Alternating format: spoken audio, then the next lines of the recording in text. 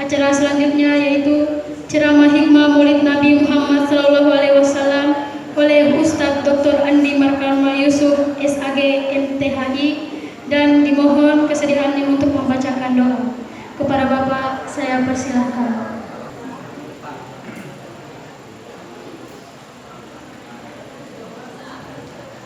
Assalamualaikum warahmatullahi wabarakatuh. Waalaikumsalam warahmatullahi wabarakatuh. Yang kita hormati Kepala Sekolah SMK 5 yang dalam hal ini diwakili oleh Ibu Wakasek Kurikulum, yang kita hormati bersama para dewan guru yang sempat hadir, yang saya banggakan anak-anakku sekalian yang hadir pada hari ini. Alhamdulillahirabbil alamin wa kafa. Wassalatu wassalamu ala asyrafil mustafa Nabiyuna Muhammadin sallallahu alaihi wasallam, amma ba'du.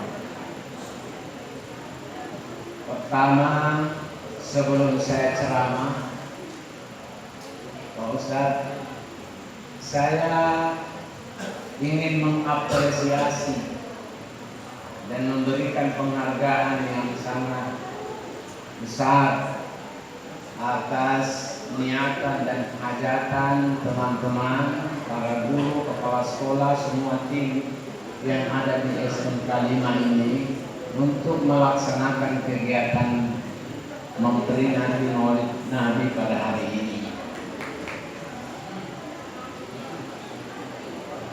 Kemarin setelah beliau Ustadz Musta'an kirim saya tema memperingati Maulid Nabi Muhammad sallallahu alaihi wasallam, dengan hikmah Maulid Nabi Muhammad sallallahu alaihi wasallam kita tingkatkan iman dan takwa kepada Allah Subhanahu wa taala, akhlak mulia dan semangat belajar. Sebagai dosen, ya, dosen itu Bapak Ibu anak-anakku sekalian itu adalah orang yang paling pintar membaca tema. Saya berkesimpulan dan kesan yang saya tangkap bahwa SMK 5 ini diisi oleh orang-orang hebat. Ya. Itu kemarin waktu saya baca ini tema. Karena tema ini menurut saya adalah tema yang sangat luar biasa. Ya. Tinggal nanti kita mau lihat isinya. Tadi ketika saya sampai di tempat ini, di awal masih sedikit ini yang hadir ya. Dan undangan memang jam 8, saya tadi jam 8 kurang 3 menit sebelum. Saya lihat dan saya amati, dan sampai saat ini saya lihat yang hadir anak-anakku semua dan para guru berkesempatan hadir. Kemudian memperkuat kembali kesan saya, kesimpulan saya bahwa tim yang ada di SMK ini adalah orang-orang hebat. Anak-anak yang hadir ini saya lihat adalah anak-anak yang hebat. Kalau saya lihat muka-mukanya ini adalah muka-muka yang masa depannya cerah.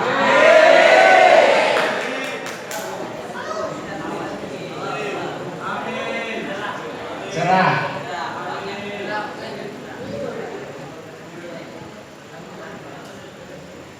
Karena anak-anakku, bangsa ini, negara kita ini butuh orang cerdas.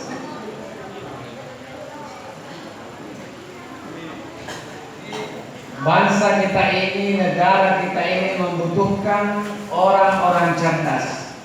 Dan kami semua ini guru-guru yang sudah generasi tua ini 5-10 tahun ke depan ini akan berlalu, dan yang akan tampil mengatur dan memainkan kehidupan ini adalah kalian semua. Ya. Karena itu saya ingin menyampaikan, jadilah generasi yang cerdas. Nah, ini nanti yang saya mau kaitkan dengan judul tema yang Ustaz kasih sama saya. Siapa yang bisa jawab? Apa bedanya? Coba satu orang mewakili. Apa bedanya pintar dengan cerdas? Siapa?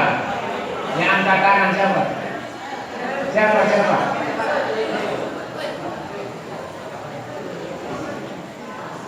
Ya, bangsa dan negara ini membutuhkan orang pintar atau membutuhkan orang cerdas? Orang? Pertanyaannya, kalau begitu Pak Ustaz, apa bedanya pintar dengan cerdas? Siapa nih yang mau jawab? Salah satu tanda orang cerdas itu berani untuk jadi. Coba dijawab. Bisa dikasih mic-nya. Kesini.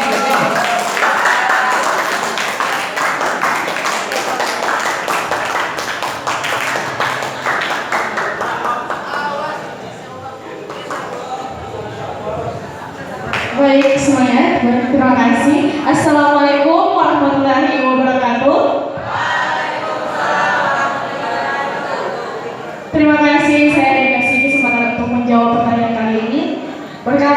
Ya, luar biasa. Jadi saya tadi, Bapak Ibu, anak-anakku ya, bukan sekedar patente ya. Saya bilang dari awal SMK ini ternyata terisi oleh pribadi-pribadi yang hebat dan cerdas. Muridnya saja cerdas, ya, pintar, apalagi gurunya pasti nih. Apalagi kepala sekolahnya. Karena dalam sebuah organisasi, dalam sebuah lembaga, tidak ada kehebatan tunggal, tidak ada keberhasilan yang sifatnya individu. Yang ada itu adalah keberhasilan tim. Kalau panitia maulid ini aja hebat, ya bukan kehebatan panitia secara, tapi ada pihak-pihak yang di belakangnya yang membuat acara ini hebat, bagus. Jadi anak-anakku yang menjawab tadi luar biasa ya. Keras-keras tadi. Keras? Iya. Segitu aja Ibu, Bapak sudah bisa membedakan antara pintar dengan cerdas. Mengalahkan mahasiswa semester 1. Saya biasa di awal-awal semester 1 itu yang pertama saya cari tahu itu kemampuan dasar yang dibawa masuk perguruan tinggi. Itu masih ada yang mahasiswa yang bingung apa sih bedanya pintar dengan cerdas. Bangsa ini, negara ini, sekolah ini, kelurahan ini, Kota Palu ini, Sulawesi Tengah ini, yang dibutuhkan adalah orang-orang cerdas.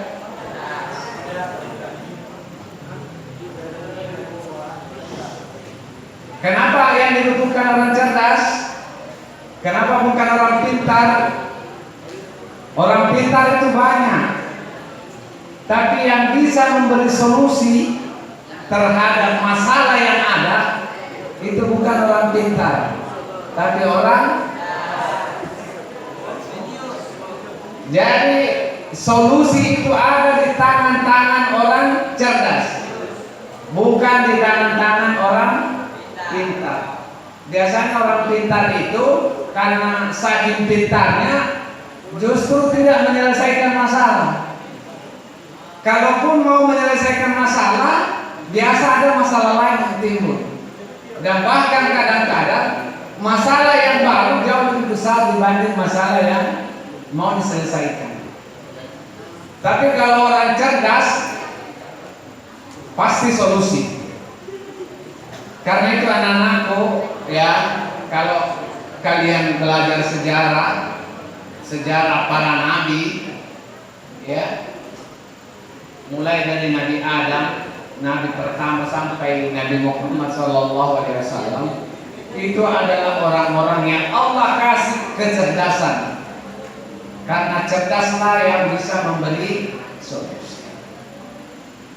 Saya tambahkan tadi penjelasannya, perbedaannya. Orang pintar itu tahu masalah, tahu problem, tapi biasanya ketika diminta memberi solusi terhadap masalah, biasanya kalah kabur. Bisa dibayangkan kalau seorang leader, seorang pimpinan, seorang ketua, seorang penanggung jawab tertinggi dalam sebuah organisasi, hanya modalnya pintar, bisa berani itu, bisa bertengkar kita di bawah, bisa kita tidak kompak. Tapi kalau orang cerdas, dia tahu masalah dan dia mampu menyelesaikan masalah itu tanpa masalah. Seperti slogannya Pegadaian. Nah, biasa ibu-ibu tahu itu ya. Ibu-ibu kalau ditanya di Palu di mana semua itu Pegadaian, dia tahu biasa alamatnya. Apa slogan Pegadaian? Apa ibu? Mantap ibu Haji. Menyelesaikan masalah tanpa masalah. Jangan menyelesaikan masalah dengan masalah baru. Itu berarti tidak cerdas. Ya. Jadi itu tadi, saya sangat mengapresiasi dan berbahagia melihat kegiatan hari ini. Saya anggap luar biasa semangatnya anak-anakku semua. Ibu-ibu guru, bapak guru hadir menyemarakkan ini kegiatan. Baik. Saya coba masuk ke tema yang diberikan kepada saya. Ini anak-anakku semua, mohon halo, mohon konsentrasi dulu, dengarkan saya dengarkan baik-baik supaya apa yang Ibu Wakil Kepala Sekolah tadi pesankan ada nilai, ada manfaat yang anak-anakku semua bisa ambil, ada hikmah. Tolong didengarkan baik-baik apa yang saya ingin sampaikan ini, ya. Jadi nanti kalau ada yang mau didiskusikan, dibicarakan dengan teman-teman, nanti setelah selesai acara ini. Sekarang fokus dengarkan penjelasan saya supaya ada manfaat, ada hikmah yang bisa diambil. Baik. Melalui kegiatan ini, harapan kepala sekolah, harapan para guru agar anak-anakku semua bisa memahami tema ini. Pertama, iman dan takwa. Apa sih itu iman dan takwa, Ustaz? Ya. Ini kalau saya mau uji lagi, saya mau tanya lagi, mudah-mudahan dia yang bisa jawab. Siap ya? Nah, ini siap bertanya jawab. Hebat memang anak-anak ini, murid siswa-siswa di SMK 5. Pokoknya siap. Begini biasanya itu ya, bukan hanya kalian, orang-orang dewasa banyak yang salah paham yang tidak tahu. Cuma karena dia sudah dewasa, malu-malu mengaku kalau dia tidak tahu. Masih banyak orang tidak mampu membedakan mana iman, mana percaya. Kalau orang bilang kamu beriman kepada Tuhan enggak? Beriman. Yang ada di pikirannya itu dia percaya bahwa Tuhan itu ada. Kalau percaya Tuhan itu ada semua orang percaya. Selama dia manusia dan akalnya sehat, tidak bermasalah, tidak koslet, kalau ditanya tentang Tuhan pasti dia percaya. Wala in sa'altahu man khalaqas samawati wal ard, Muhammad, Kalau kau tanya manusia siapa yang menciptakan langit dan bumi, la yaqulunna Allah. Pasti mereka bilang Allah. Karena akal bisa memahami tidak mungkin sesuatu itu ada kalau tidak ada yang mengadakan. Tidak mungkin.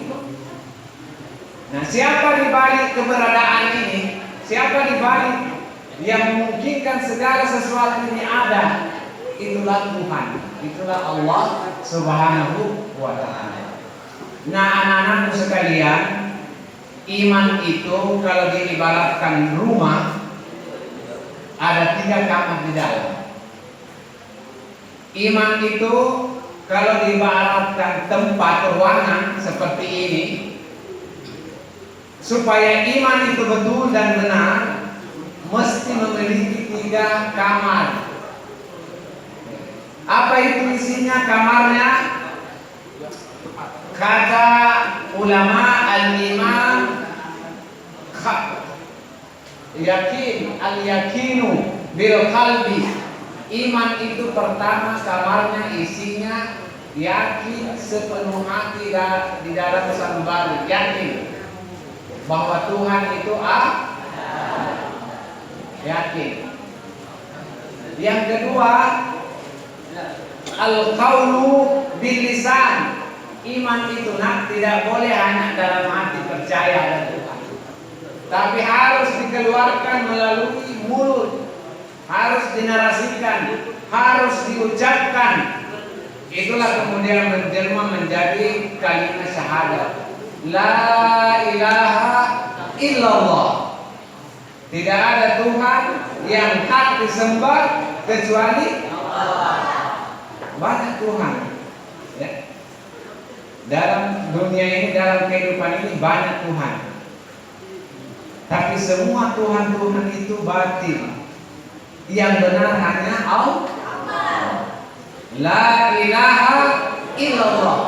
Tidak ada Tuhan yang hak disembah kecuali Allah.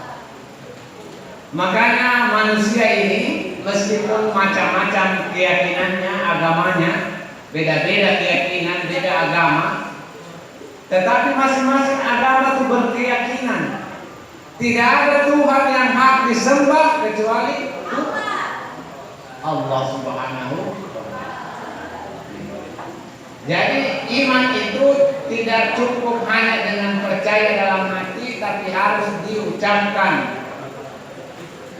Dan iman itu tidak cukup hanya dengan keyakinan dan ucapan. Iman juga harus dibuktikan dengan perbuatan.